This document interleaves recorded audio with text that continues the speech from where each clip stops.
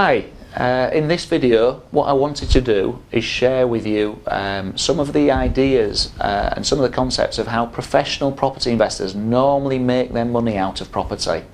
Okay, now I'm not going to teach you some fantastic new skills that will make you a millionaire overnight. What I'm going to teach you is how they take their money and make their profits. And some of you may be aware of this, but it's designed to be tax efficient, because if you're in property and it's a business, you want to do things in a tax efficient way, and it's designed to maximise your returns. Okay, so the first statement I'll make is that professional property investors normally will never ever pay their mortgages off. They'll actually look to increase their mortgage debt as time goes on. Now that may sound strange, or some people will say, oh, you do that because you're releasing money out and buying new properties with the money you release. Yes, that's true, and that's a good mechanism to use. However, let's assume you're happy with your portfolio, you're not wanting to buy any more property, but you're wanting an income from the property today. Okay. Now, if I put up on the screen in front of you, if you've got a property, one property and its house value is £100,000. Okay. The mortgage on it is £75,000 and the equity in that property is £25,000. That's the first line on the screen. Now, property over time will go up in value. Most people don't buy investment property unless they believe it's going to go up in value. So you buy this property and you're hoping the property is going to go up in value. Again, some later videos give you some stats on that, but on average, over the last 80 years, property has doubled in value every 8 years or so. I always say to people, let's assume it goes up 5% per year. A 5% per year increase over 10 to 15 years, your property will double in value. Okay, so let's assume these properties go up, and again you can see on the screen, over a 3-year period, let's say 3 to 4 year period, they've gone up 20%. So this £100,000 property is now worth £120,000. You can go back to the bank and the bank will lend you 75% of what is owing, what the property is worth at that time. So the bank will lend you £90,000. This allows you to release, in this example, £15,000 because you've borrowed more money from the bank, okay, which I'll come back to in a second.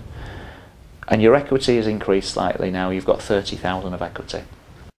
The £15,000 that comes out, because it's increased borrowing, the first thing to say is it's tax-free.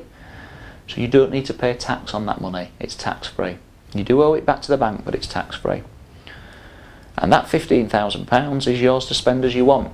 So in your early days you might reinvest that to buy another property, but we're assuming here that you've got your portfolio how you want it. So that £15,000 is now in your pocket for you to spend as you wish. You can go around the world with it, you can spend it on a nice car, or you can put it in the bank. Basically, you'll repeat that process. So 3 years later, it's gone up another 20%, compounding interest. The house values are £144,000. The bank will let you borrow 75% of that. So now the mortgage goes up to £108,000. You've released £18,000 tax-free. The equity position has changed, and in equity you now have £36,000 of equity. Okay. Basically, you'll see from this example that the £15,000 is actually inflation proofed. It becomes £18,000. If you look at the next line down, it then increases again and again and again. So the increases are inflation proofed. In this example, if you're taking 20% every 3 years, 20% increases every 3 years, which is about 6% a year, then you're able to release from this property £5,000 a year, tax-free, on average.